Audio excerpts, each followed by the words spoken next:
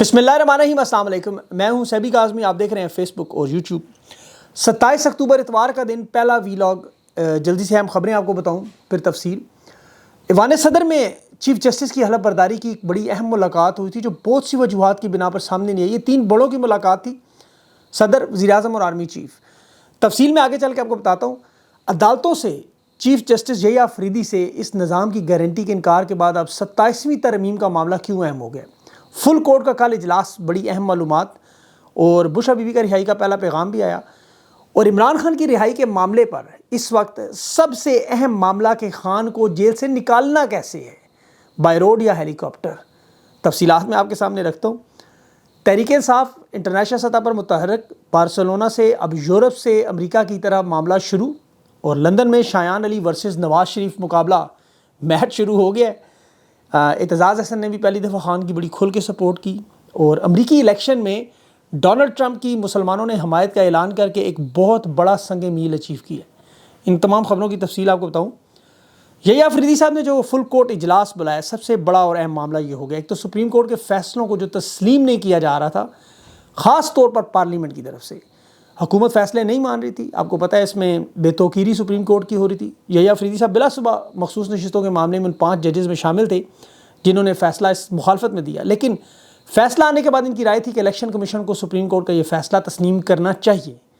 اب یہ chief justice ہیں، اور واضح طور پر فل کورٹ اس اجلاس میں اسی لیے بلایا گیا کہ سپریم کورٹ کے ہر فیصلے کو تسلیم کروایا جائے گا۔ پھر ججز کے اندر جو مخالفت تھی، اتحاد نہیں تھا، جس کا فائدہ اسٹیبلشمنٹ، خفیہ ادارے اٹھا رہے تھے ایک پیج پر ججز کو لانے کے لیے، کیونکہ حکومت کی تو دیکھیں کوشش تھی منصور علی شاہ اور منیب اختر کو نکال کے، اور منصور علی شاہ کا پھر جو گروپ ہے اس میں امین الدین خان اور جمال مندوخیل کو، نعیم اختر افنان کو، ان کو الگ کیا جائے، اور یہ گروپنگ چلتی رہے۔ منصور علی شاہ نے ان دونوں ججز کو شامل کر کے حکومت کو صاف جواب دیا۔ جمال خان مندوخیل 50-50 اور امین الدین خان جو ہے وہ تو ربر سٹیمپ، سب جانتے ہیں اسٹیبلشمنٹ کے جج ہیں۔ اس لیے اب جو آئینی بینچ کے طور پر نام بھی جو سامنے آیا، اس میں بھی یحییٰ آفریدی سے اب ایک فریق کے طور پر دیکھتے ہیں۔ منصور علی شاہ کو ایک فریق کے طور پر نہیں دیکھ رہے، امین الدین خان کو ایک فریق کے طور پہ دیکھتے ہیں۔ اسی لیے اب انہیں لائن حاضر ضرور کیا جائے گا۔ اجلت میں دیکھیں حکومت نے بلنڈر مارا، 26ویں ترمیم بلاول کو وزیر اعظم کا لالچ دے کے، بلیک میلنگ کروا کے، اغوا کر کے، جلد بازی میں 12 گھنٹوں میں پارلیمنٹ 10 گھنٹے، سینٹ کا اجلاس باقاعدہ پٹے سے باندھ کے سب کو منظور تو کروا لیا، لیکن جو تاریخی بلنڈر مار کے جو کور اپ وہ چیزیں وہ انہیں سمجھ نہیں آ رہی کیسے کی جائیں، وہ میں آپ کو تفصیل بتاتا ہوں، آپ کے ہوش اڑ جائیں گے۔ اور اب عدلیہ کو موقع مل گیا کہ فل کورٹ بلا کے ان تمام معاملات کو دیکھیں، اور ہو سکتا ہے وہ پوری 26ویں آئینی ترمیم ہی اڑا دیں۔ سپریم کورٹ کو یہ پتہ ہے کہ اب ان کیسز کو کیسے پایا تکمیل تک پہنچایا جو سمجھ نہیں آ رہی، بینچ کیسے بنے گا، سپریم کورٹ میں کون سا کیس جائے گا، آئینی عدالت میں کون سا جائے گا۔ ابھی منصور علی شاہ نے اپنی سماعت میں یہ نشاندہی پہلے ہی کر دی کہ یہ سوال روزانہ اٹھے گا کہ کون سا بینچ کس کیس میں کس جج کے پاس جائے گا۔ دیکھیں سینئر جج اس بینچ کی ابھی تک تقرری بھی نہیں ہو سکی، اور تقرری نہ ہو تو جوڈیشل کمیشن کیسے بنے گا، اور جوڈیشل کمیشن میں پھر ممبر کیسے بنیں گے۔ اب سربراہ کے طور پر چیف جسٹس یحییٰ آفریدی اس کے بن چکے ہیں۔ اب اگر 12 رکنی کمیٹی جو فیصلہ کرتی ہے، سیاسی کمیٹی جج کا، چیف جسٹس کا، مستقبل میں اگر یہ آپس میں متفق نہ ہوئے تو پھر فیصلہ کون کرے گا۔ سینٹ کے انتخابات کے پی میں ابھی تک نہیں ہوئے، اور پھر صوبائی اسمبلی میں دیکھیں اگر سینٹ میں وہاں خیبر پختونخوا کی فرض کریں اسمبلی وہاں منظوری دیتی ہے کسی آئینی عدالت کی، پشاور ہائی کورٹ فیصلہ دیتی ہے کوئی معاملے پہ، تو اس معاملے کو اگر یہاں جسٹس یحییٰ آفریدی چیلنج کرتے ہیں اس کو کہیں تو کہاں کریں گے۔ یحییٰ آفریدی صاحب اگر مستقبل میں، جیسے انہوں نے تو فیصلہ مان لیا، آنے والے ججز نے اگر انکار کر دیا، جیسے یحییٰ آفریدی صاحب کی 8 سال کی ملازمت تھی، انہوں نے ایکسیپٹ کر لی، اب یہ اگر جج بننے کے بعد، چیف جسٹس بننے کے بعد اگلے 5 سال کیا ہوگا، یہ ریٹائر ہو کے گھر چلے جائیں گے، چیف جسٹس کی ٹینیور ختم ہوگا، کیا ہوگا۔ نیا جوڈیشل کمیشن جو حکومت بنا رہی ہے، پرانے کا کیا ہوگا، پرانا تو ادھر ہی موجود ہے، تحلیل کریں گے اسے۔ تو بلنڈر کے اوپر بلنڈر ہے، بلنڈر کے اوپر بلنڈر ہے۔ پشاور ہائی کورٹ میں اگر آئینی بینچ بنا، وہ کوئی فیصلہ دے، وفاق میں وہ تو چیلنج ہو جائے گا، لیکن وفاق کے آئینی بینچ کا فیصلہ کہاں چیلنج ہوگا، اسے کون سنے گا، ہائی کورٹ سنے گی۔ اسی طرح سپریم جوڈیشل کمیشن کے معاملات کو اگر آپ دیکھیں تو اس میں بھی آئینی اور قانونی بہت سی قدغن ہیں، یہ بہت سارے ایسے گمبھیر معاملہ بن چکا ہے کہ اب ایک اور مسئلہ بھی کہ 26ویں ترمیم اگر چیلنج ہوگی سپریم کورٹ میں جو پٹیشن دائر ہو چکی ہے تو وہ کون سنے گا، فل کورٹ یا آئینی ترمیم کو دیکھے گا کون، اور یہ اگر رد ہوگی تو فیصلہ کیا ہوگا۔ اور یہاں یاد رکھیں کے پی کے ابھی تک سینٹ کے انتخابات اور مخصوص نشستوں کا فیصلہ نہیں ہوا، یعنی دونوں ایوان پارلیمنٹ اور سینٹ مکمل نہیں ہیں، آج 8 مہینے ہو چکے ہیں۔ اسی لیے حکومت کو خطرہ ہے یہ 26ویں ترمیم اڑ گئیں، اور پھر ایک دم جو عمران خان کے کیسز شروع ہو گئے، پھر ایک دم سے پریکٹس اینڈ پروسیجر کا چیلنج شروع ہو گیا، مطلب اس کی کمیٹی میں دونوں کو لے آئے جو حکومت پسند نہیں کر رہی تھی۔ تو یحییٰ آفریدی صاحب بے شک تحریک انصاف کے ساتھ نہ بھی کھڑے ہوں، انصاف پہ معاملہ کریں، تو عدلیہ کے بحران کا حل کسی کے پاس نظر نہیں آ رہا۔ اب حکومت ظاہر ہے یحییٰ آفریدی کو فوراً نکال تو سکتی نہیں، اسی لیے میں نے آپ کو کہا تھا 2-3 دفعہ پہلے کہا تھا کہ جب بھی یہ بلنڈر مارتے ہیں، جیسے نواز شریف کی تاریخ دیکھیں، آؤٹ آف دا وے مشرف کو لے کے آیا، مشرف نے اس کو ہٹایا، غلام اسحاق خان کو لے کے آیا، غلام اسحاق نے اس کی حکومت برطرف کی، سجاد علی شاہ کو یہ لے کے آیا، اس نے اسے فارغ کیا، مشرف کو افتخار چودھری لایا تھا، اس نے افتخار چودھری کا کیا حال ہوا آپ کو یاد ہوگا۔ اسی طرح کیانی اور مشرف کا جو معاملہ ہے وہ بھی آپ کو پتہ ہے، نواز شریف راحیل شریف کا معاملہ آپ کو یاد ہوگا، پاناما میں مجھے کیوں نکالا، بلکہ چیف جسٹس ثاقب نثار کو بھی نواز شریف لے کے آیا، مزے کی بات ہے، وہ بیٹے کی تنخواہ کیس۔ تو میاں صاحب تو جب بھی اس طرح کا کام کرتے ہیں امیر المومنین بن کے بری طرح مارے جاتے ہیں۔ ابھی بھی جو انہوں نے کام کیا وہ بری طرح مارے گے، یہ سوچتے رہے یہ آفریدی میرا بندہ نکلے گا، وہ ہمیشہ پچھتاتے رہے۔ ابھی بھی دیکھ لیں آرمی چیف لگانے کے باوجود نواز شریف وزیر اعظم نہیں بن سکا۔ تو ان تمام حالات میں اب یہ جو ان کی اہم میٹنگ ہوئی ایوان صدر میں تینوں کی، کہ عجلت میں ہم نے فیصلے تو کر دیے،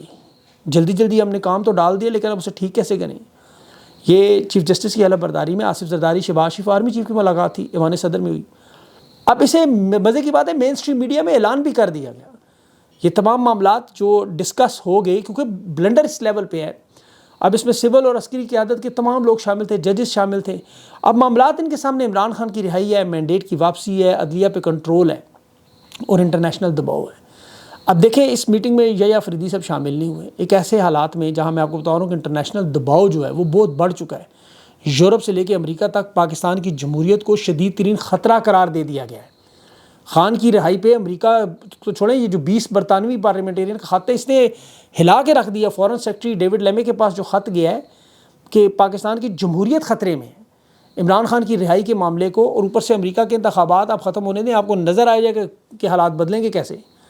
اسٹیبلشمنٹ کے لیے مسئلہ بھی یہ بنا ہوا ہے کہ سب سے بڑا کہ اگر ہم ان کو کور دینے کے لیے خان کو رہا کریں تو کیسے کریں۔ اور دیکھیں اس پہ تو خان کی رہائی کا معاملہ تو ابھی حامد میر نے بھی تصدیق کی ہے کہ 3 دفعہ خان سے بات چیت کی کوشش کی، رد کی گئی، اور ابھی اسٹیبلشمنٹ نے ٹیسٹ کیس کے طور پر بشرا بی بی کو بھی رہا کیا۔ ماحول دیکھیں، حالات دیکھیں، عوام کیا کرے گی، کیا ہو سکتا ہے۔ پھر اس طرح عمران خان کی بہنوں کا بھی رہائی کا معاملہ ہوا، انہیں اندازہ ہو چکا کہ یہ دباؤ بڑا ہوا ہے، عمران خان کو رہا تو کرنا ہے۔ اب شرطیں ان کی بڑی معمولی ہیں کہ عمران خان کو فی الفور یہاں سے ہیلی کاپٹر سے اگر اڈیالہ جیل سے بنی گالا ٹرانسفر کریں، وہاں نظر بند کر دیں اور دنیا کو پیغام دے دیکھیں جی ہم نے عمران خان کو رہا کر دیا، اور پھر وہاں عمران خان سے معاملات کو حل کر کے آہستہ آہستہ عمران خان منظر عام پہ آئے۔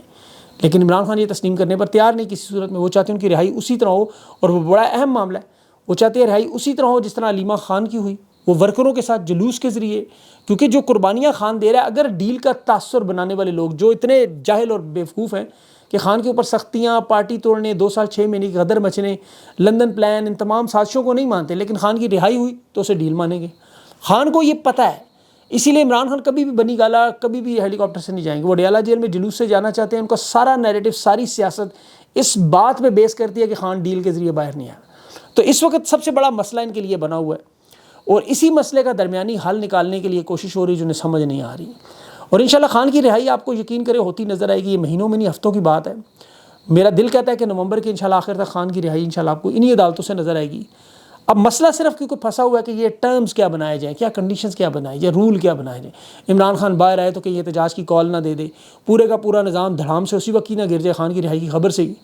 انہیں تھوڑا وقت چاہیے، نیا الیکشن کی طرف خان فوراً جائے گا، یا مینڈیٹ واپسی کی طرف ہم جائیں گے، تحریک انصاف کے اوپر ہوتے مظالم ہیں وہ روکیں گے، ان کو ریورس کریں گے، بہت سی چیزیں جو انہوں نے ٹھیک کرنی ہیں، اور اس پہ کام کر رہے ہیں یہ لوگ۔ یہ بھی میں آپ کو بڑی وثوق سے بتا رہا ہوں،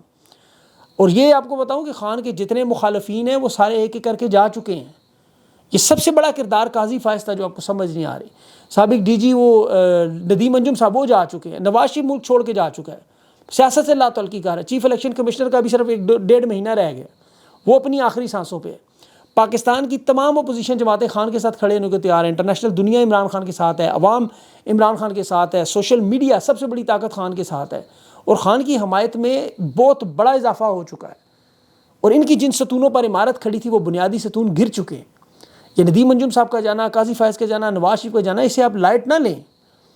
ان لوگوں کی وجہ سے خفیہ اداروں کے خلاف کارروائی نہیں ہوتی۔ یہ 6 ججز کا جو خط تھا یہ ندیم انجم صاحب کی وجہ سے، کیونکہ قاضی کی تقرری میں ان کا بڑا ہاتھ تھا، بلوچستان میں ان کی تقریر آپ کو یاد ہوگی، آنے سے پہلے ہی وہ قاضی صاحب کے کتنے قریب تھے، پھر قاضی صاحب نے بھی آ کے انہیں تحفظ دیا۔ اب وہ سب لوگ ایک ایک کر کے جا چکے ہیں، اوپر سے جو عدلیہ میں آ چکے ہیں ان کا ہتھوڑا ان کے ہاتھ میں، انہیں خطرہ ہے ہتھوڑا چل گیا تو کام ساری ادھر سے ختم ہو جانا ہے۔ اور پھر اوپر سے ان کے لیے بری خبر امریکہ میں ڈونلڈ ٹرمپ کی، آپ دیکھیں وہاں کی جو فیصلہ کن ریاست ہے مشیگن کی، وہاں الیکشن میں ایک بڑا فیصلہ کن کردار ادا کہ وہاں مسلمانوں کا بہت بڑا ووٹ بینک ہے، 2.5 لاکھ سے 3 لاکھ سے زیادہ ووٹ ہے، وہ ڈونلڈ ٹرمپ کی حمایت کا اعلان کر رہے ہیں، بہت بڑا سنگ میل ہے۔ اور اب دن بدن اس کی ٹرمپ کی حمایت میں اضافہ ہو رہا ہے، صدارت کا جو وقت قریب آئے گا آپ یقین کریں گے یہاں پہ حالات بدلے۔ یاد رکھیں کہ جو معاملات جڑے ہوئے امریکہ سے جڑے ہوئے ہیں، یہ میں آپ کو حقیقت بتا رہا ہوں، آپ سب لوگ اس کو تسلیم کریں گے۔ اسی لیے درمیانی راستے کا جو فارمولہ ہے، حکومت کو عدم اعتماد بھی کر سکتے ہیں، -1 بھی کر سکتے ہیں، نئے الیکشن کا اعلان بھی کر سکتے ہیں، سب کچھ عدلیہ پہ بھی چھوڑ سکتے ہیں کہ ان فیصلوں کو قبول کر لیں جو عدلیہ دے دے، تو پھر مہینوں میں نہیں انشاءاللہ ہفتوں میں ساری چیزیں ٹھیک ہوتی نظر آئیں گی۔ اللہ بس دعا کریں اس پہ، اللہ تعالیٰ کرے ایسا ہی ہو جو ہم سوچ رہے ہیں۔ فواد چودھری کا معاملہ ایک بڑا اہم معاملہ میرے سامنے ہے۔ زیرک سیاستدان ہے، دیکھیں پاکستان کا بڑا دماغ ہے، میں ذاتی طور پہ صلاحیتوں کو مانتا ہوں، ہر سیاسی جماعت میں رہے ہیں، لیکن انہوں نے خان کا ساتھ چھوڑ دیا، مشکلات میں خان کے ساتھ نہیں کھڑا ہوا۔ وفا اور جفا میں صرف جیم اور واو کا فرق ہے، لیکن یہ بڑا معمولی سا فرق، بہت بڑا فرق ہے۔ جو بدترین حالات میں لوگ کھڑے ہوئے وہ ایک سٹینڈرڈ ہے پی ٹی آئی میں، اب اس سٹینڈرڈ پہ تولا جائے گا۔ رؤوف حسن نے چہرے پر بلیڈ کھائے، کینسر کا وہ مریض 72 سال کی عمر میں ناتواں کمزور ہو کے لڑتا رہا۔ فواد چودھری ماشاءاللہ تگڑے جوان ہو کے بھاگے، ظلم جتنا بھی تھا، دیکھیں میں اس کی ڈیٹیل میں نہیں جاتا، انہیں چاہیے پس منظر میں چلے جائیں، اسد عمر، علی زیدی، عمران اسماعیل جیسے لوگوں کی طرح یہ بھی خاموش ہو کے خان پہ چھوڑ کے ٹھنڈ پروگرام رکھیں، موجودہ قیادت پہ تنقید چھوڑ دیں، ان کا قد چھوٹا ہوگا مزید، یہ قیادت جتنی مرضی غلطیاں کرے، یہ وہی لوگ ہیں جو خان کے ساتھ کھڑے ہوئے، اور جن مشکل حالات میں خان کے ساتھ 9 مئی کے بعد یہ لوگ کھڑے ہوئے، انہوں نے خان کو نہیں چھوڑا، یہ اس وقت کمپرومائز نہیں ہوئے، نہیں ٹوٹے،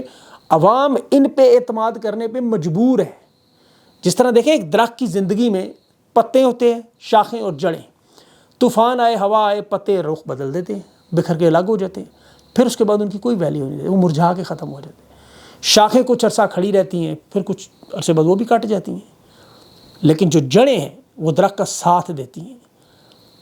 اب وہ جو لوگ کھڑے ہیں یہ وہ کمزور جڑیں ہیں، بے شک کھوکھلی جڑیں کہہ لیں آپ، لیکن یہ جڑیں ہیں، اور جڑیں اس وقت خان کے ساتھ ہیں۔ تو فواد چودھری صاحب کے بارے میں تو تحریک انصاف کے رہنما برملا کہہ رہے ہیں کہ خفیہ اداروں نے لانچ کیے ہیں، دونوں بھائی ایجنڈے پہ کام کر رہے ہیں۔ تحریک انصاف کی لیڈرشپ کے بارے میں، عوام کا اعتماد توڑنے پر، غلطیاں کوتاہیاں جو احتجاج کے معاملے پر ہوئے، خان کی رہائی کے معاملے پر ہوئے، اب یہ چاہتے ہیں انہیں ہائی لائٹ کر کے قیادت کو کمزور کیا جائے، پارٹی کو مزید ڈاؤن کیا جائے۔ فواد چودھری صاحب کو سوچنا چاہیے کہ ان حالات میں وہ خاموش ہوں تو ان کے لیے بہتری ہے۔ خان کے آنے کے بعد کچھ چانس بن جائے، لیکن اب یہ جو کر رہے ہیں اس کے بعد ان کا کوئی چانس نہیں بنے گا، اور خان انہیں کبھی تسلیم نہیں کرے گا، یہ یاد رکھیے گا، اگر اس طرح کرتے رہے تو۔ اب دوسرا معاملہ میاں صاحب کا، لندن جو انہوں نے آباد کیا ویران ایون فیلڈ کو، نئی زندگی، بور ہو رہے تھے میاں صاحب بڑے، عمر کے اس حصے میں پہنچ چکے ہیں، دیکھیں ان کے پاس سب کچھ ہے، بھائی وزیر اعظم، بیٹی وزیر اعلیٰ، پورے کا پورا نظام انہوں نے بنا لیا، لیکن وہ 4 شادیاں اور 13 بچوں کے بعد عورت کہے نا مجھے سچا پیار نہیں ملا، تو میاں صاحب کا بھی وہی حال ہے، کہتے ہیں میں بے قرار ہوں، اہلیہ کے جانے کا دکھ ہے۔ اور بھائی دکھ ہے تو سعودی عرب جا کے رہیں، اللہ کے گھر میں عبادت کریں، سیاست سے کنارہ کشی کریں، گناہوں کی معافیاں مانگیں۔ ادھر یورپ کے ٹرپ پہ کون سے دکھا پورے کر رہے ہیں، یہ چوری کھانے والے عاشق۔ عوام کی نفرت اور حقارت اس قدر بڑھ چکی ہے کہ میں سوچ رہا تھا اتنا طاقتور شخص، 5 براعظموں میں جائیداد، زمین جائیداد، پیسہ دولت، 3 دفعہ وزیر اعظم، گاڑی سے نکلتے ہوئے ادھر ادھر دیکھتا رہتا ہے کہیں شایان نہ آ جائے، کانوں میں ایک ہی آواز، بار بار چور، ڈاکو، بغیرت، ہر قسم کا نعرہ ان کے پیچھے۔ اور پاکستان میں تو پھر کوئی پروٹیکشن تھی، تحفظ، برطانیہ میں تو یہ نہیں ہوگا، یہ تو روز حال ہوگا، یہ تو کافی بھی نہیں پینے جا سکیں گے۔ ابھی تو ان کا حال ہے، قاضی صاحب کا دیکھیے گا، ان سب کا دیکھیے گا، پوری دنیا میں نوجوان اس طرح کے شایان علی جیسے ملتے رہیں گے۔ ویسے میں بلاول کو دیکھ کے اکثر سوچتا ہوں، یہ بے نظیر کا بیٹا کہتے ہوئے شرم آتی ہے، اس کی والدہ اور نانی کے ساتھ ان لوگوں نے کیا کیا، اس کے نانا، اس کے ماموں، گندی گالیاں، غلیظ تصویریں، گھر تک پہنچے۔ شایان علی کو دیکھتا ہوں، خان سے محبت تو کرتا ہے یہ نوجوان،